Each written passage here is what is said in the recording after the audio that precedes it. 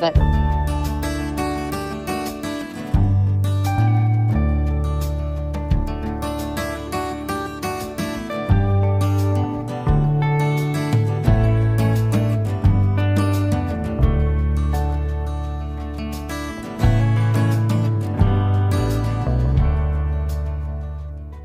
same night I was looking up stuff, I was just searching for anything, and I came across also cannabis oil for childhood cancers. And so when he came to talk to me that next morning, I was like, yeah, I've been looking it up too. And we have to do anything and everything that we can do to save Waldo. And yeah, it was miraculous. It was amazing. He didn't throw up any other times after that, and he didn't have any sicknesses. He didn't have to have any blood transfusions or platelet transfusions, things that we were told, like, you can expect to have one of these things because it's pretty common. Welcome back to Unbroken Chain. I'm Mara James, as always. This week we get to hang out with Danielle Dwyer, who goes by Yin. Yin has a really extraordinary story to tell. I know her through mutual friends that are based in Philly, where she used to live. And about 4.5 years ago, Yin's 6-month-old baby, Wally, was diagnosed with a rare form of childhood eye cancer. And this is the story of the journey that they went on with him. There is a documentary film called Waldo on Weed, which premiered at Tribeca earlier this summer and is currently making the film festival rounds. It's based on footage that her husband took during the time that Wally was sick and getting better.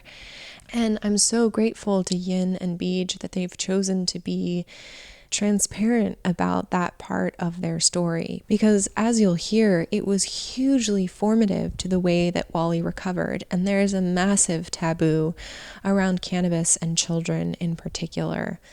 And it was very much done on the down low because it is not legal in Philly where they were at the time. I know that medical marijuana is coming more into the mainstream now. There are a lot of conversations in legalized states about how much good it is doing, because there is evidence, both scientific and from people like Yin, who have simply learned how to administer this medicine in their own family, that shows that cannabis is helpful with almost every kind of imbalance that you could imagine. That certainly includes cancer. There is amazing evidence that it helps to shrink tumors as well as to deal with the side effects of Western cancer treatments, which you'll hear about in Wally's story. And even things like ADHD, which we give children Ritalin for. Some people have been finding that CBD oil, small doses of it, in fact, can make a huge difference. And I think anything that helps us reduce the amount of pharmaceuticals, especially habit-forming pharmaceuticals that children are exposed to, is deeply worthwhile to investigate.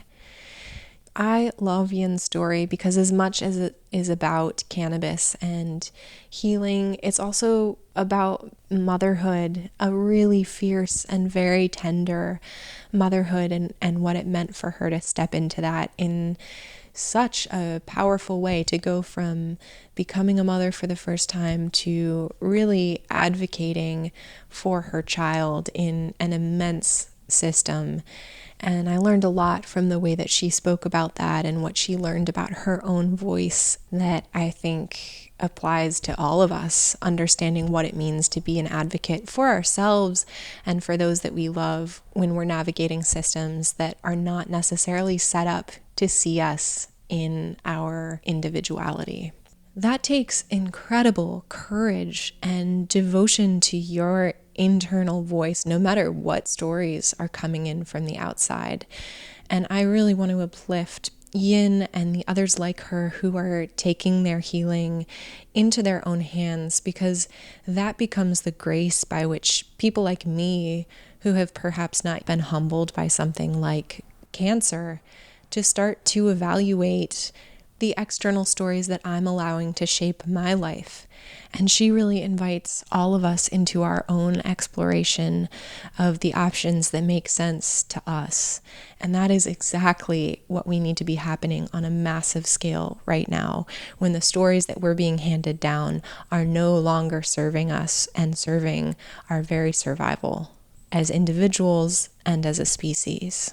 I am certainly taking this as another lesson in my imagination library to empower me and remind me how vital it is that we share these stories on whatever scale it is safe to do so, so that we can all collectively step out of the cycles of shame and fear and violence that keep us from accessing life-changing medicine.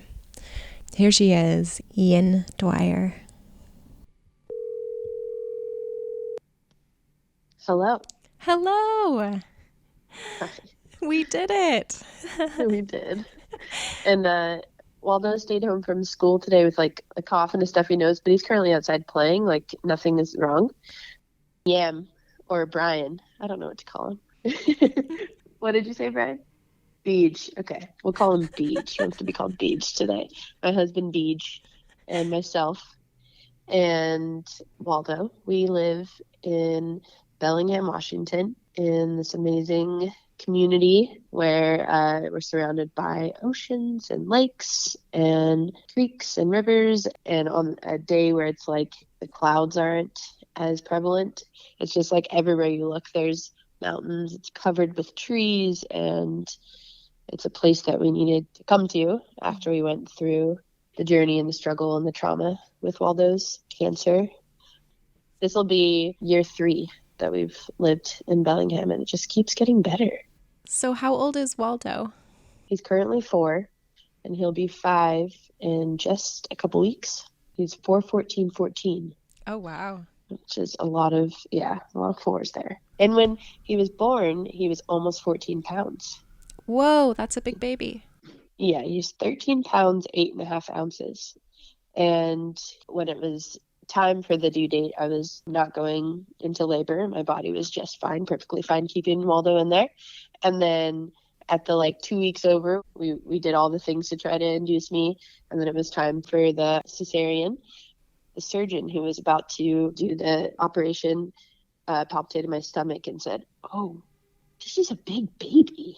I've been doing this for 50 years, and this is going to be a big baby." And then when they had me open and they could see Waldo, the first thing I heard was, "That's a huge head."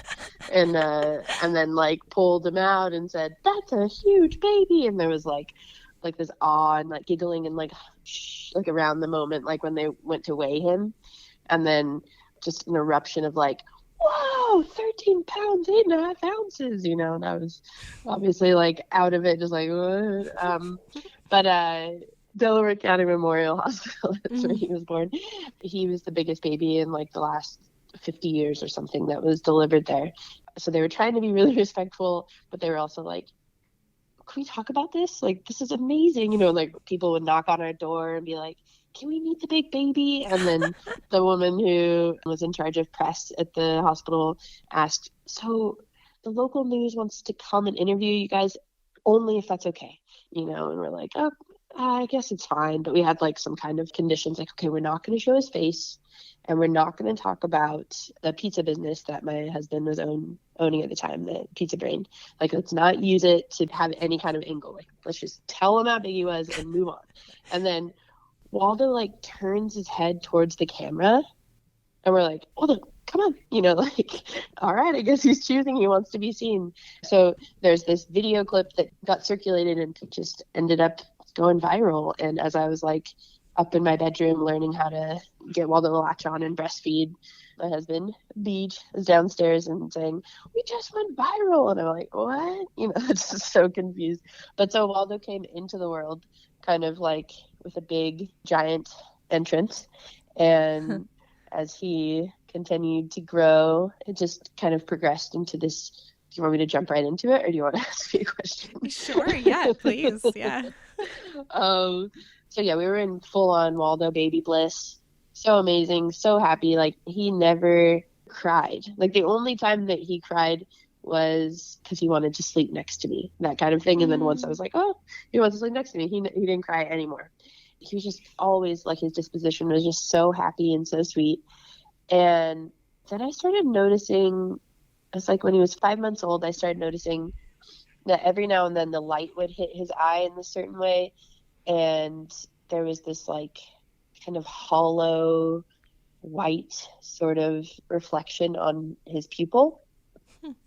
And I got this like feeling in my stomach, like I don't think that's good. Like that feels creepy and weird and oh God, and I did a little bit of like digging on the internet and got freaked out because it could be this like rare childhood eye cancer, it could just be nothing. And it was like 6 months appointment was scheduled just like a couple weeks later.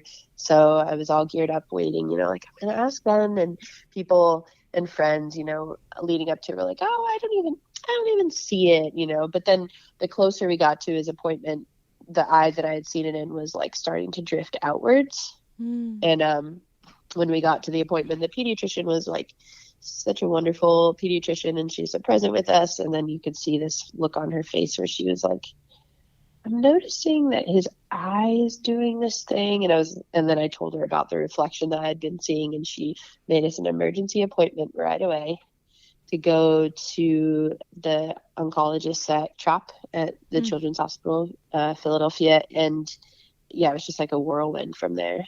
Some ultrasounds and waiting for different doctors. There was some doctors that were out of town that needed to like confirm, because they saw that there was a tumor in there, but they didn't know if it was cancerous or not. And we had to wait until people had come back from like this convention. So there was like a week of time where we were like, oh, just like sitting with like the wondering of like the possibilities of what could be happening with Waldo's eye. And there was nothing we could do but wait. Yeah. And then when they did return, because the crew at Will's Eye, the ocular oncologist, they did confirm that it was this rare childhood eye cancer called bilateral retinoblastoma.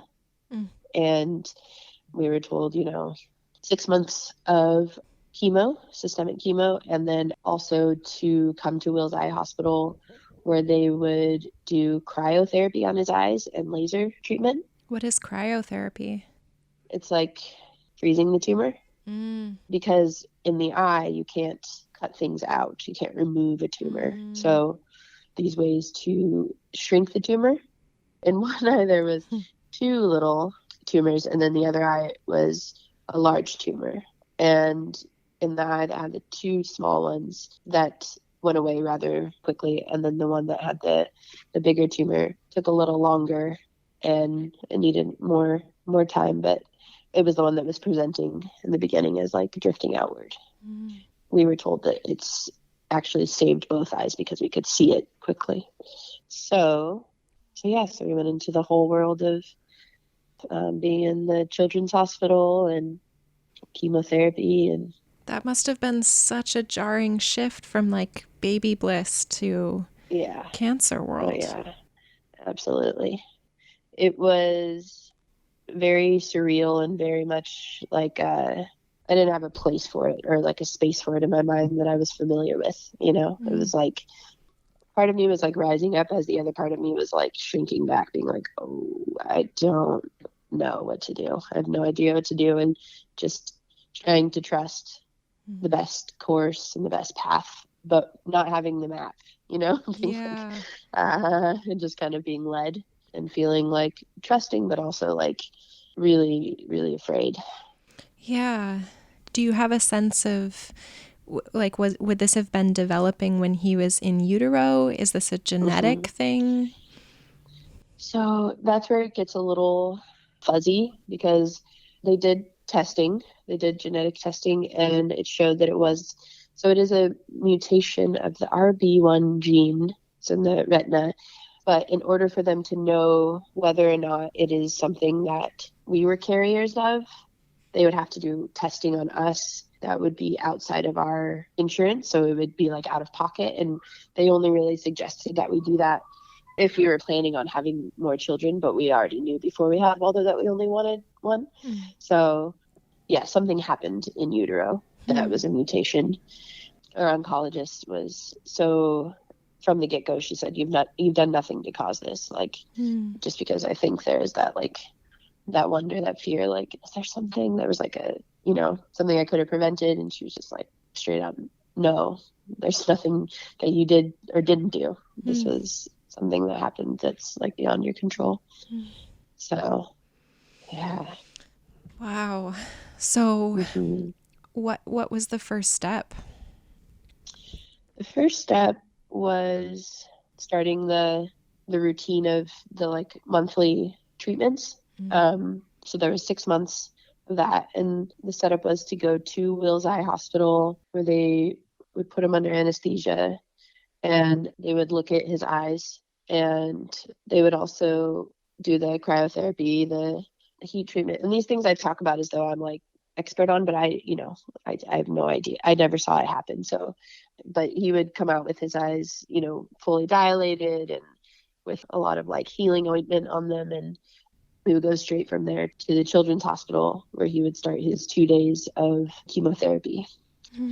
And the first day that we had chemotherapy it was all just kind of a blur, and it was like, yeah, again, that like kind of part of me, rising to the challenge, and another part of me being like, okay, I'm gonna step back because I want to like mama bear out right now, but I can't, and at this point he'd only had breast milk. He hadn't even had water. So to picture putting all these really strong medicines in his body, I'm someone that like, I don't really even take medicine that's not from a natural source, a plant or something I can make in my kitchen. So the idea of like, oh yeah, it made me feel like I was leaping out of my skin. It was crazy.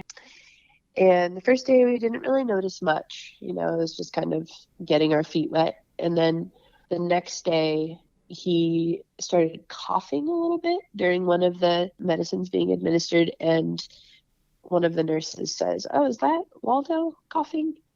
I was like, yeah, I don't know why he's just coughing. And she was like, okay. So they came over and they shut it down right away. And they like went into this whole thing of like giving him all these like anti-reaction medications, like Benadryl and whatever else that they give. I don't remember at this point, because that's like the first sign that they're having like some sort of reaction to it.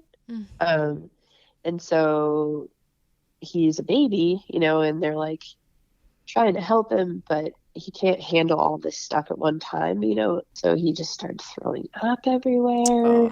And I'd never seen him throw up before, maybe just like a little spit up, but nothing like that. And started crying so hard. And he's never, like I said, at that point, like this was like new to us to see him cry like this.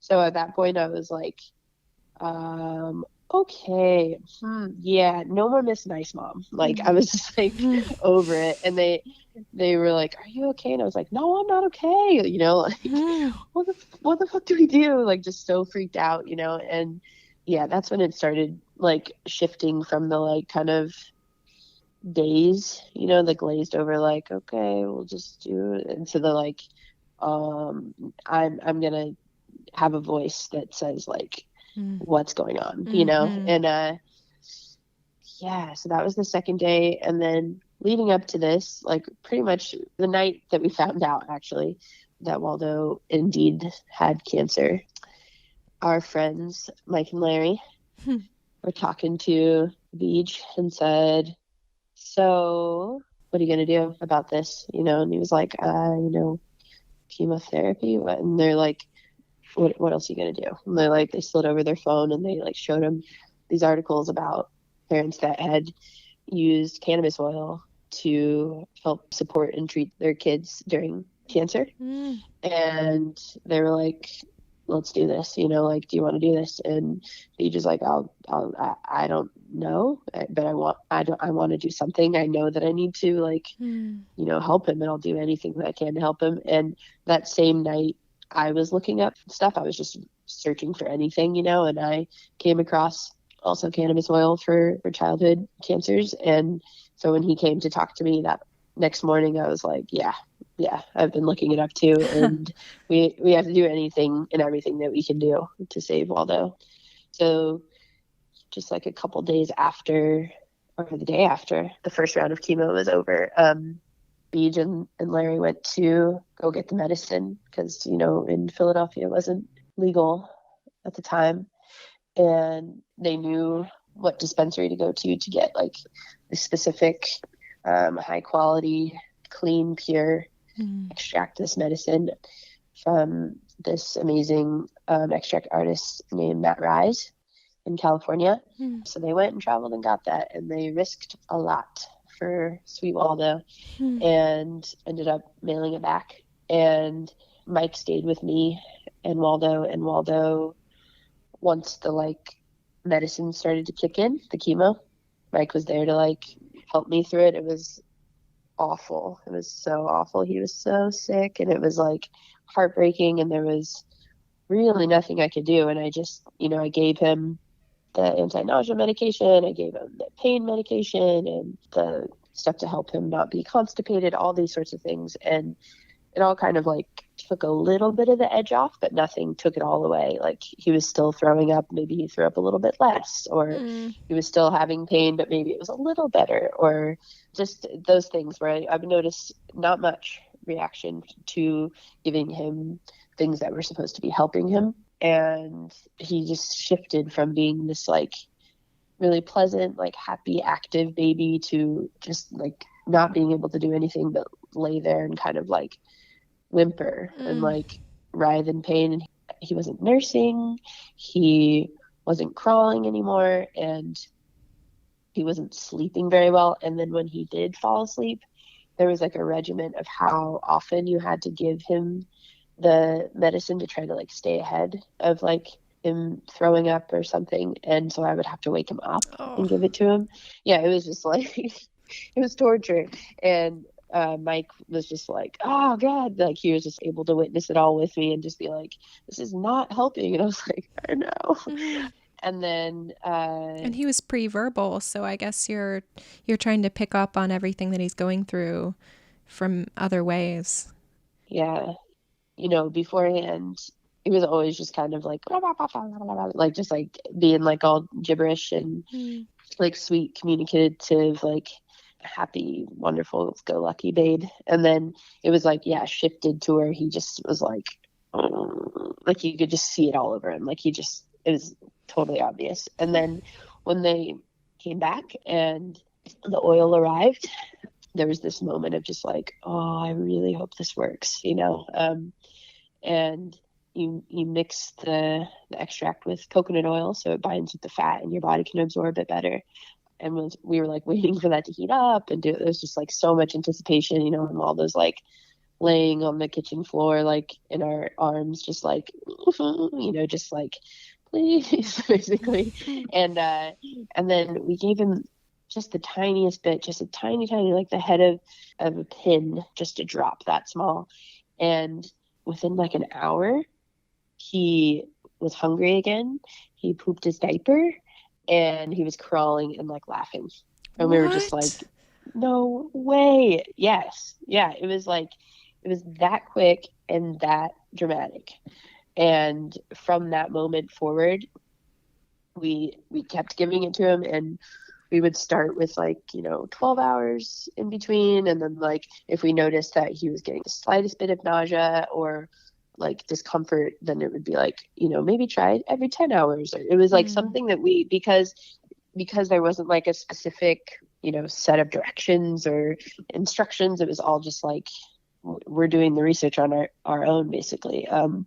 And I kept notes that showed this month, I gave it to him this many hours in between, and I noticed this, and this next month I'll try this, and blah, blah, blah. And every month he got a little bit more and more fine-tuned to where in the final month, in the 6th month, his counts, his blood counts didn't even drop. And whoa. Yeah, and every month before that they would drop, the white blood cell, the red blood cell, all those sorts of things, the platelets would drop, but then they would just come right back up. And then the 6th month, like I said, they didn't even drop. And the nurse was I mean, sometimes they don't drop. Like, she was just like kind of dumbfounded, I could tell. And I was like, sometimes, you mean every 5 months beforehand when they always dropped and then came back up? This time they didn't drop at all. But we didn't like call a lot of attention to it because it was all, like, shh, don't tell anyone like what we're doing. Like, nobody knew. This was our secret, our big secret that was helping it be possible to like save Waldo's life and to save our sanity and to have him not be sick. And yeah, it was miraculous. It was amazing. He didn't throw up any other times after that, and he didn't have any sicknesses. He didn't have to have any blood transfusions or platelet transfusions, things that we were told, like, you can expect to have one of these things because it's pretty common. And I could definitely see that if he did keep going down the road that he was on, where he was so sick, just incapacitated, I think it would have been very likely that he would have had a hospital stay or had to have some kind of transfusion. But it was hard to tell that anything was happening except for he lost his hair, but he was a baby, so babies don't always have hair. And so I mean, his quality of life must have been just so much better being home with you. I'm sure that was a huge part of his healing. Yeah, absolutely. He didn't lose any weight or gain any weight, but he was already this big baby. So it was a game changer. And, because we didn't have all the scientific research behind it, or like, we didn't really know what was working on its own or what was working together. So it was like, we're still going to do chemo. We're not going to like pull him out. But it was such a different way to be able to go into the hospital, and like, we weren't helpless, It's like we had something that we were able to do to help Waldo in a big way. And it was so encouraging, and it was hard to be there, with the other children that were around and having a hard time. And we would see from the 6 months of being there, like, just the toll that it was taking on their bodies. And that was one of the hardest parts too, is not being able to be vocal about this beautiful thing that we were given to help Waldo. It was too much of a risk to talk about it. I mean, it's just infuriating on such a grander scale. But I assume if anyone at the hospital knew, like, would you have been, like, would Child Protective Services be involved, kind of thing? Hard to say, because, we knew that story for other people, for other parents that had taken such a big risk for their children. And that they definitely had Child Protective Services called and had to go to court and had to really fight to be able to have such agency over the life of their child. So that was a big risk. We knew it was a possibility. So I think there was maybe one or two situations where there was like someone that talked to us, and like another parent and me, like, very quietly gave like hinting towards, like, have you looked into, like, just kind of like caused them to like be nudged in the direction of like research without us, spelling it out, or talking to our social worker and like asking, like, so if somebody were going to use cannabis oil, like, what would you think about that? Just like trying to like get in some way without like really just like outing ourselves, and I think we did an okay job. But it was hard not to talk about it because we were so encouraged and so excited with the progress and benefits that we were seeing for Waldo. So with those two things working together, the Western medicine with the cannabis, was it a pretty direct path to curing the cancer? So every time we went to Will's Eye, we would wait in this room after to talk to our doctor, Dr. Shields, and she would have these drawings that she did, kind of like really beautiful, like coloring book style, of the eye and where the tumor was and what was happening now and the progress. And she would update us, and every time basically she would say, wow, he's doing so well, and whatever you're doing, keep it up, and doing amazing. And that was for the whole 6 months. And then like a handful of months later, she said, this is very common, but I want to let you know that it has come back. And that was a moment like the walls in the room were starting to close in on me. I was like, no, what? What's that? But she said that it was actually something we didn't know beforehand, but that there was a 90% chance of reoccurrence of the tumors popping back up, like kind of like little like popcorn in the eye before the age of 3. And so we had kind of not been so like adamant about how often we were giving him the oil. We were still giving it to him, but we thought we were totally in the clear. And then we found out about this percentage of like the reoccurrence, and we were like, oh man, you know, like kind of, I mean, not blaming ourselves at all, but I think we would have been a little bit more like stuck to the regimen if diligent. So that was disappointing, but thankfully it was only in one eye. And because in the beginning he had them in both eyes, so we had to do systemic chemo where it goes to the whole body. But then because it was just the one eye, there's this wild treatment where it's interarterial chemo. So you go to like a neurosurgeon who knows how to work with a microcatheter. They put him under anesthesia again and feed a microcatheter up into his femoral artery, up through his body. I don't even know, like, you know, half the things that I was told, I would be like, what? Oh, okay. But some wild thing where they would feed it through like the arteries and go all the way through to where they would come back to the back of the eye with this catheter, and they would administer medicine directly into the eye. Whoa. Yeah. And it was this thing where we had to like, they would call and say we just started the feeding of the like catheter into the femoral artery, and then they would be like, we'll call back when we have access to the back of the eye. And then they would call and tell us, okay, we've had access to the eye, and now we're feeding in the medicine. We'll let you know when it's time to come to the recovery room. You'd just be like, oh my gosh. And then he would have to be on the table sedated for 6 hours because the femoral artery needed to completely like close, and you know, so he couldn't be moving or anything like that. So it was a long process every time. But there was 3 of those treatments. It was a lot easier on his body, but they said that there were possibilities of reactions. So we still followed the same plan that we had mapped out, and he was completely fine. Didn't have any reactions at all. But after that, he's been completely clear since then, and that was 3.5, 4 years ago or something. Wow. And and since then we've moved and we go to Seattle Children's Hospital, and it's been complete smooth sailing. And once they reach age 5, they're considered like no risk. Not a very high likelihood at all of it coming back. So now they focus on his vision, because the order that they said that they go through is save the life, save the eye, and then correct the vision. So we're in the correct the vision stage, and it feels great right now. Yeah. Well, first of all, I'm so glad that is where you are in the story.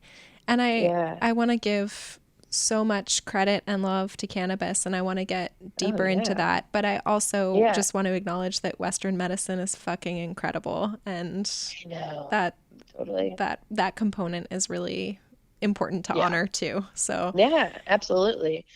Yeah. It's like, we don't know, we don't know how to do this without Western medicine or alternative medicine, Right. Cannabis. Yeah.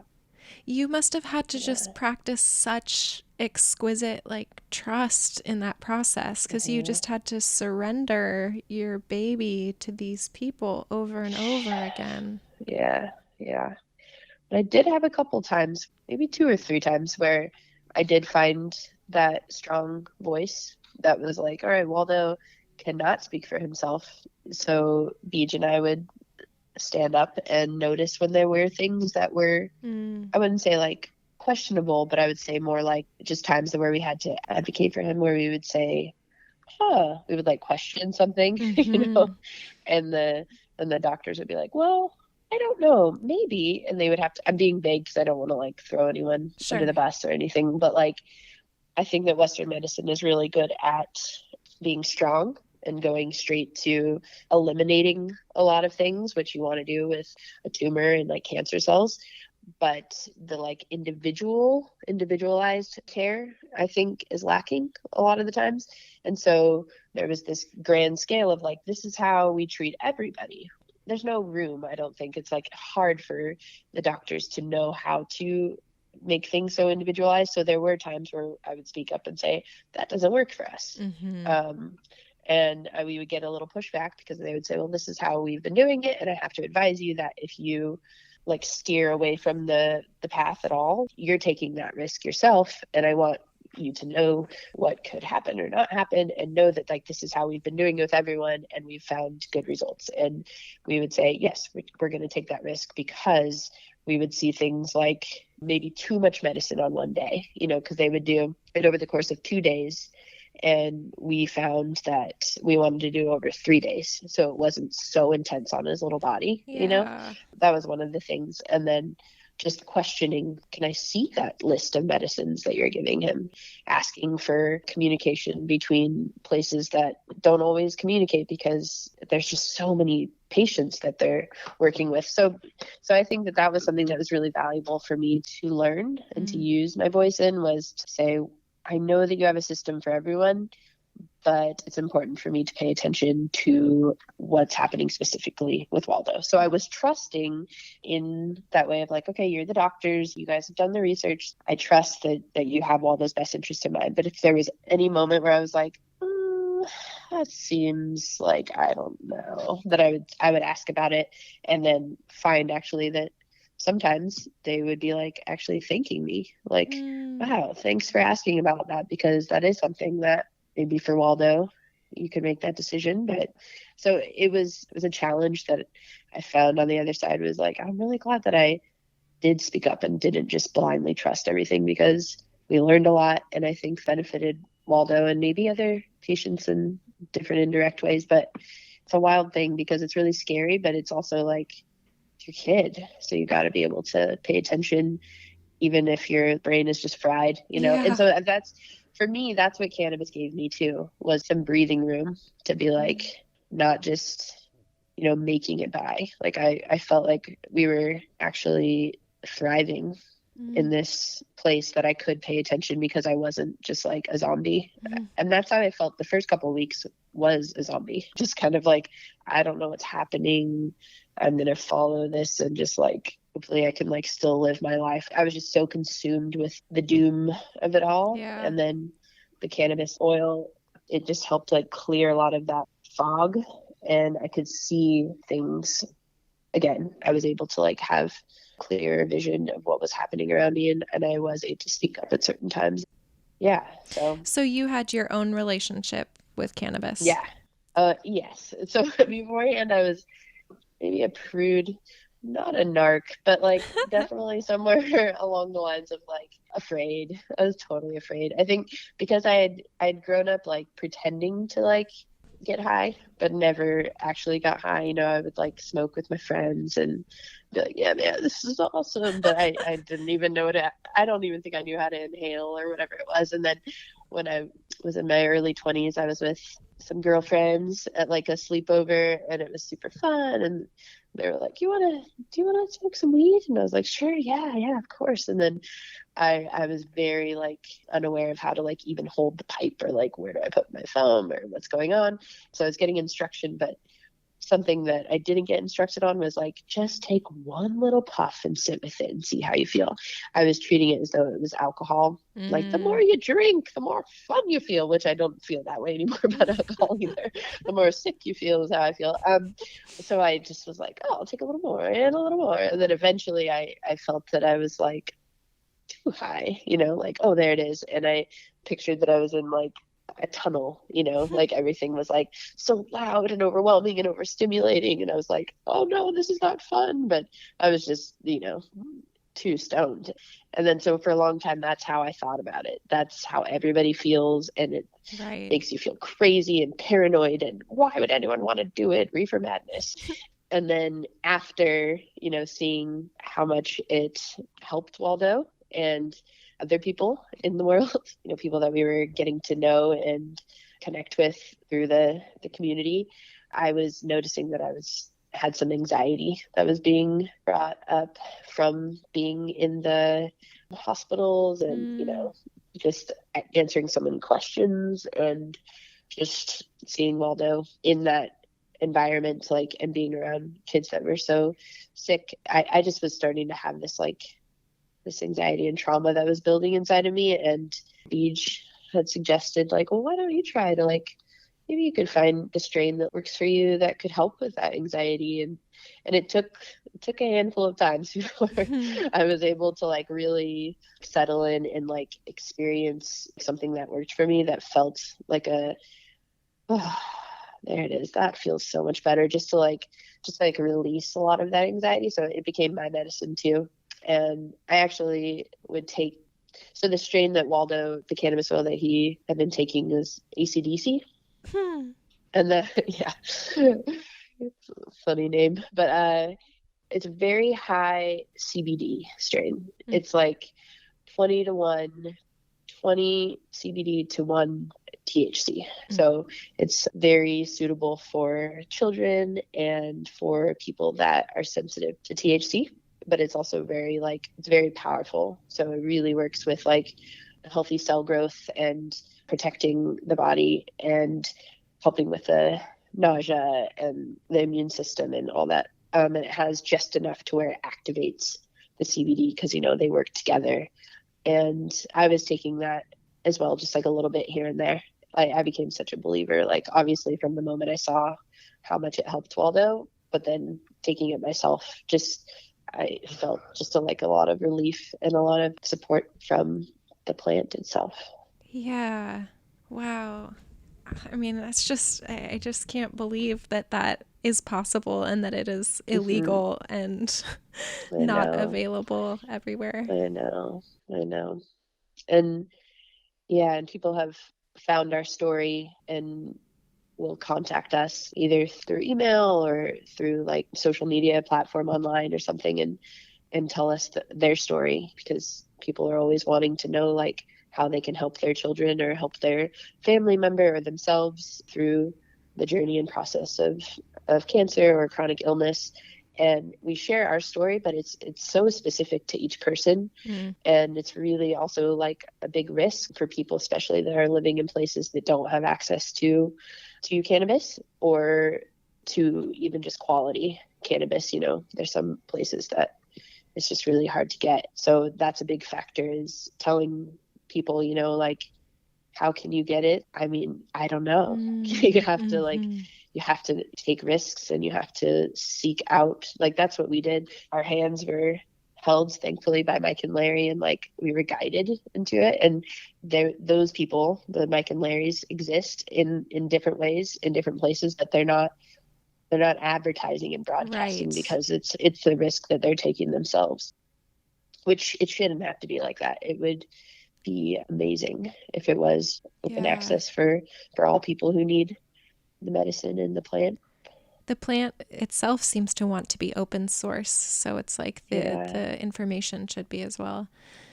What do you know about the guy in California who made the oil that you used, and what his process and mission is? Yeah, I know a lot about him. We actually got to meet him and his partner, and so his partner grows the plants and he makes the medicine. So it's totally closed loop, like family, very intentional, beautiful people. And I know them very well, and we've got to spend time with them on multiple occasions. And yeah, they're so dear to us. And their mission is to make clean, pure, strong, powerful, healing medicine for people that need medicine. And I know a lot of the times it's hard for them too, because people will contact them as well, trying to get the medicine for themselves or for their family, but they have to go through the legal route too. So they can direct people to the dispensaries, where their medicine is sold.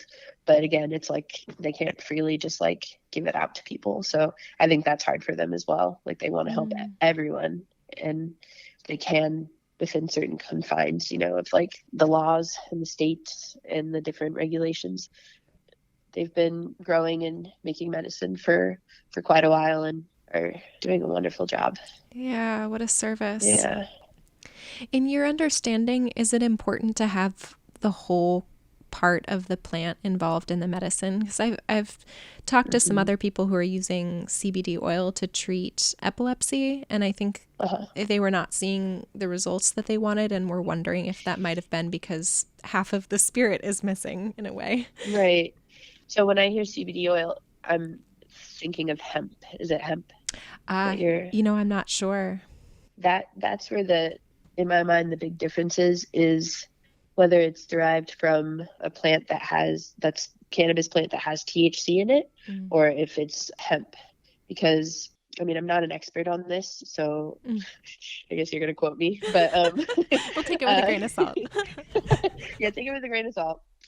That CBD, for it to be as powerful and as effective as it can be, it needs to work synergistically with THC. And when THC is not present, I think that it's still helpful and people still get relief and see things that they benefit from in it. But I don't know how effective it is without THC. Yeah, like you said, the whole plant. Because I know that there are pharmaceuticals and such that are derived from cannabis on the market. And I think that they help, but I don't know. I know actually that they're not as effective as if you're using, straight from the whole plant. Because, I mean, in the whole world of like herbs and such, like the plant works in such like a well-rounded way that the side effects are lessened because of just how the plant grows and what the other compounds that the plant contains, because it was intended to by whoever and whatever, the earth. Yeah, well, I wanted to ask you about that. I'm curious if this process has changed your universe view or your cosmology, because I imagine, facing life-threatening illness with a child would shake things pretty fundamentally, and then you've had this sort of blossoming relationship with the plant world and Mother Earth. So I wonder where that's been sitting. How long do you have?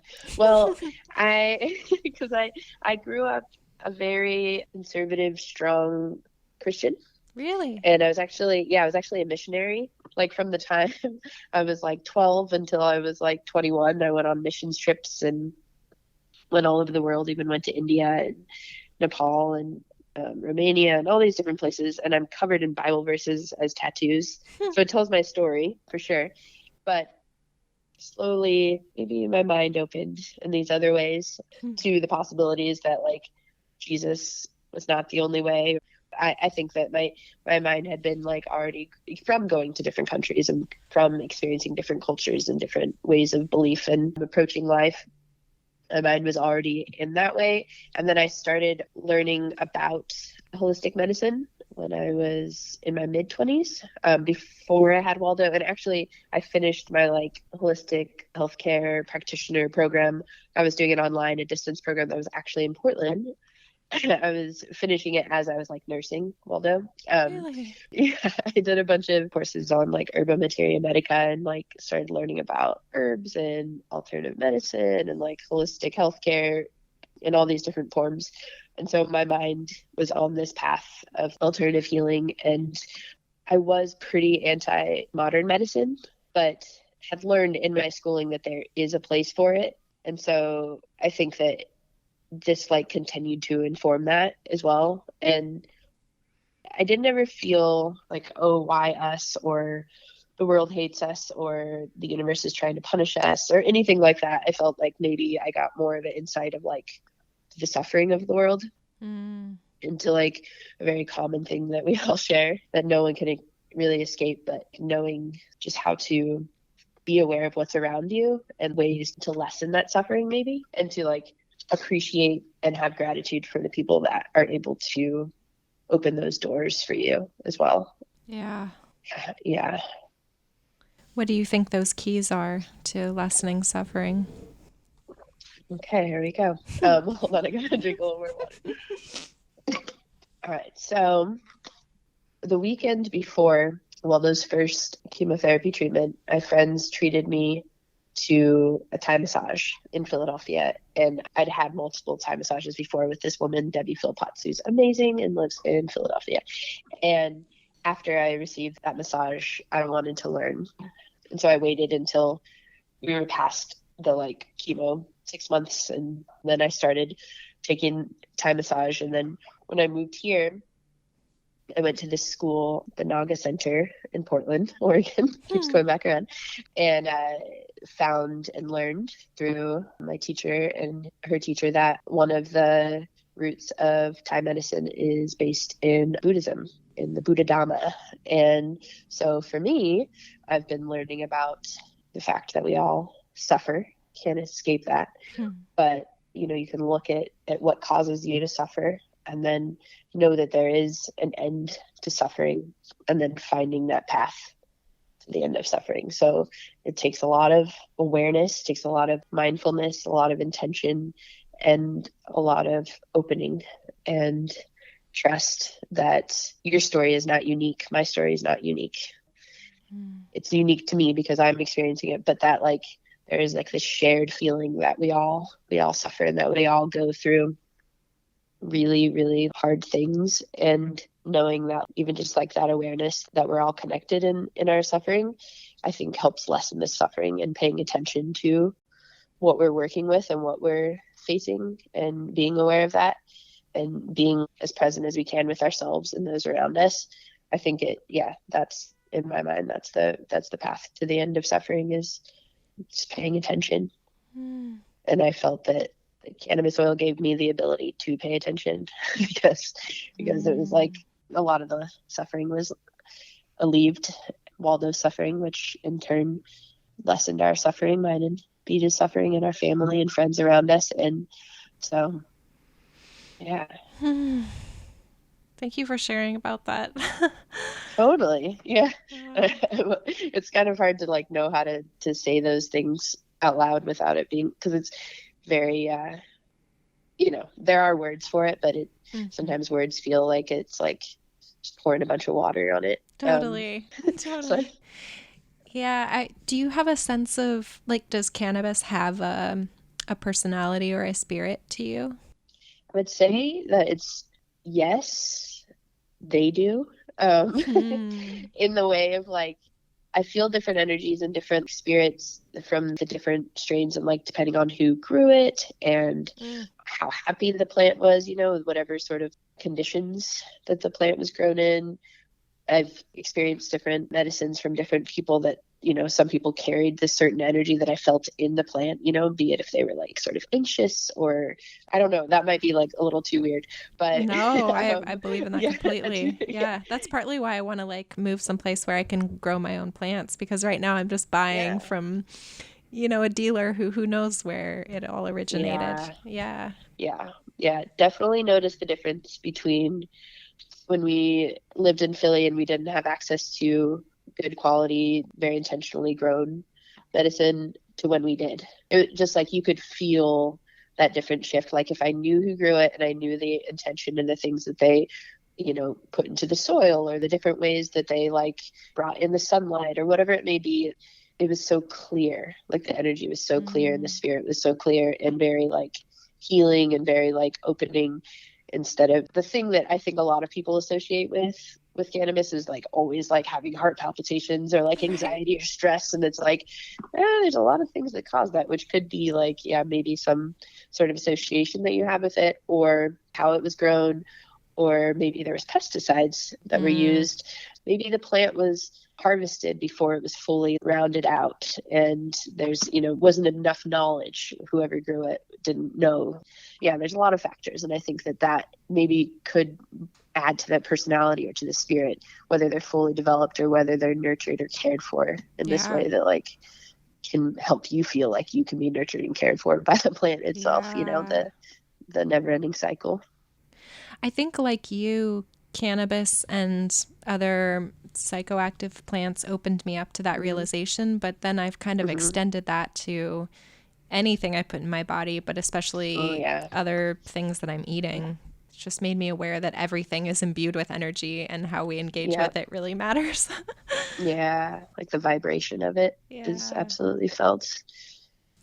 So what is the current landscape in Washington? Because you moved out there partly to be able to use this medicine more transparently, right? It started with just medical, and now it's recreational. So as long as you have some form of ID, you can go into a dispensary and just as though you were going to pick up some, like to buy some beer. You can go Right. and buy some cannabis. Yeah. At first it felt too good to be true. It was like, what? We can just go and like pick whatever we want. We don't have to like fly across the country to get good things. And we've gotten to know like specifically this one farm here called Eagle Trees, and they grow really amazing quality medicine. And it's awesome to like one of our local dispensaries. We just go in and we always just ask what they have, and it just feels, sometimes you forget, like, oh, you can't do this everywhere, and then when you remember that, it's like, oh wow, what a privilege, and what a gift to be able to have access to such beautiful healing medicine. So really thankful for that. Yeah. But it does feel like a shame that it's not like that more places. So what was the impetus behind making a film? Do you feel like part of your mission is to talk about this now so it's more available? Yeah, let's be completely honest. It was never my mission to make a film. It has always been the mission of my husband, Beej. I can't speak for him, but from what I've heard him speak, for him, it was a way that he was able to have like an outlet, have like a way to cope and like work with what we were going with Waldo. And then also like once the cannabis oil came into the picture, that it was something that he knew that needed to be shared with like the greater community, and knew that in our own journey that there were some people that we could reach out to, but that there's really not a lot of information out there for people to know what to do or where even to start in using cannabis oil as part of their healing journey, be it for themselves or for their family or for, kids, which is so taboo. So for Beej, it was like, this needs to be shared. And it was a big struggle for us because I felt really exposed a lot of the time. And like, you can see it in the film. The look on my face at times is mostly like working with like the scenarios and situations we were in, but it was also partial like, why are you filming me right now? So that was a tricky thing. But like on this side, I'm thankful that he did. It is such like a thing that we can give back to the world, is to say like, we went through this really hard thing. We came out on the other side and we're stronger, and we want you to know about it, because if you need it, you should be able to have something that shows that it does help people. Yeah. Yeah. Well, I mean, you just like beautifully told that story. I'm wondering if there's anything that we didn't touch on that you want to include. I'm not sure, because I don't even know what I said, because I think I had like a little bit of an out of body experience as I'm talking. So Really? I'm glad that it seemed beautiful and was like easy to follow, because I definitely like go into like a sort of state where, I'm accessing like something that I don't thankfully think about all the time. And it is in these spaces and places that like I've done a lot of healing, but I also have to like go into a certain mode to access, because it's not always easy to talk about or part of my like everyday life. Yeah. So I don't know if I left anything out, but I don't think I did. But Waldo is happy and healthy, and he's absolutely thriving and wonderful. And I'm really thankful to everyone and anyone that helped us on the journey, and to the plant themselves. And I hope all people have access to the medicine that they need. Yes. Yeah, I feel things shifting, but I know that people like you being vulnerable about it is huge, and really like changing the minds of people that are closed to it. I hope so. I do hope so. And something that I find that is like a reoccurring piece of advice that myself and my husband give people when they ask us, if they need help beginning their journey towards healing, is knowing there may be people out there that have this specific and same diagnosis, that have used cannabis oil alongside their treatment or in place of their treatment in the modern sense of treatment, and that it is very specific to each person. So we can share our story, but it's specific to Waldo. So I can only share this from is our not story. A blueprint. No, not even close. What worked for us may not work for someone else, but knowing that cannabis, even though it is a strong plant, is also a gentle plant. So it's okay to like write your own story with it. What do you mean by that it's gentle? I like that. So that was something that was really comforting for us, was we didn't have, like you said, a blueprint in knowing how to help and support Waldo with it specifically. Like we didn't have like instructions written out. It was just start with this small amount and start with 12 hours and then like pay attention to what sort of signs and things he's showing that would say maybe he needs it a little more often, or that he's benefiting, or whatever it may be. We were given that instruction, and we were also told, know that you're not going to hurt him. He's not going to overdose on this. People don't die from cannabis, you know? Right. The only instruction was like, just be careful around when he gets put under anesthesia. Don't give it to him within, you know, a certain amount of time before, because that could be like the iffy thing. But besides that, it was like, it's a safe medicine. You can experiment with like how it works for you, because there's not like a long list of side effects or risks that you're facing when connecting with cannabis. Whereas I know in the like modern medicine, you know, there's pages and pages of side effects and possibilities that Waldo was facing with each medicine that was so strong, but didn't have a lot of gentle aspects to them. So that was really comforting for me. It was like, you can't really mess it up. If anything, you'll be better off. So that's something that I feel is comforting. That's really resonant with something that I've been learning the more I deepen my relationship to the plant world in general, and the more I talk to people who are either herbalists or working with plants in a shamanic way. Is like, this is a relationship with these plants, and there's no shortcut. You have to work together with them and figure out the dynamic, which is very different from the way that we think of like prescribed this pill and take it at this time. Yeah.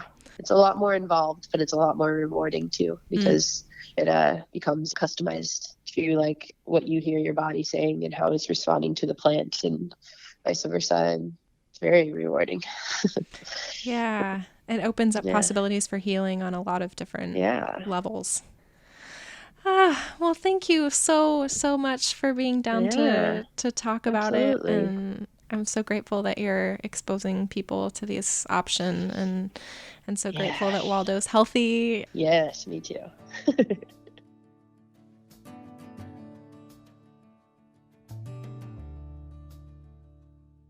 Thank you all so much again for joining us today.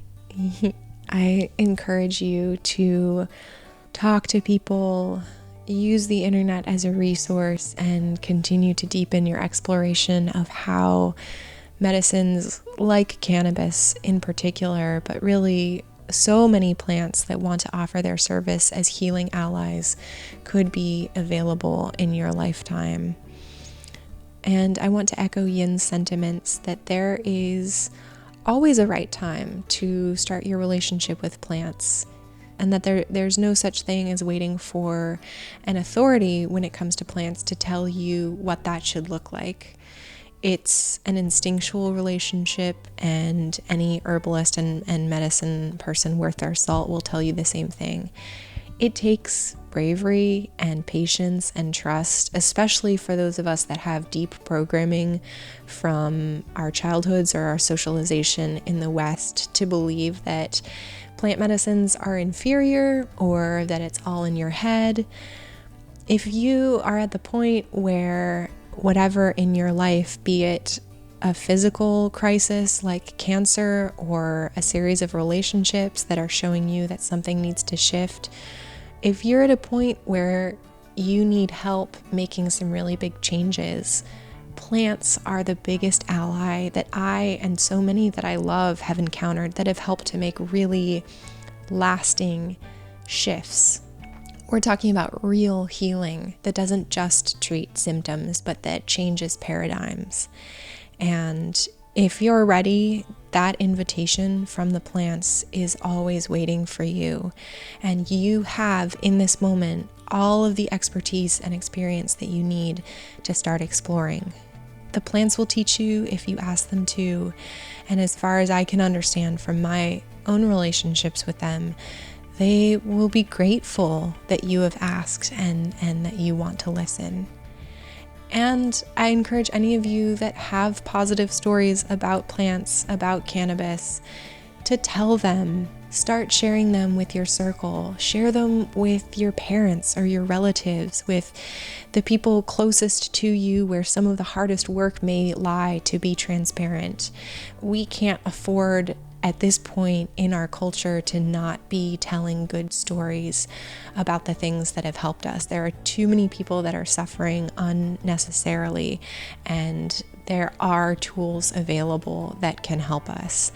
And it's really important that we take the power back from the institutions that are telling bad stories about these things because of their prerogatives to maintain power and control. And we cannot have this conversation without acknowledging the thousands of people, many of them people of color, who are currently in prison for using this very medicine because of those stories. So I love you. Be safe. Be generous with your stories. Your lived experience is our richest resource as a community, and let's continue to grow our collective library of wisdom. Please share. We need you. And thank you so much.